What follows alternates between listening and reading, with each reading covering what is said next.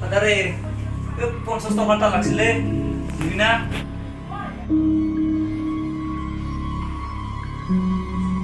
40 টকা কি কৰা হে তই? 30 টকা 20 টকাই আছে।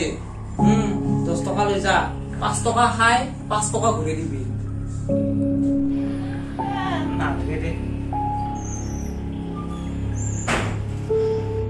নালাগে যদি যা, আনো চলি বাপেক দিবা দিছি, সি আৰু মোকহে খুজিবা ধৰে।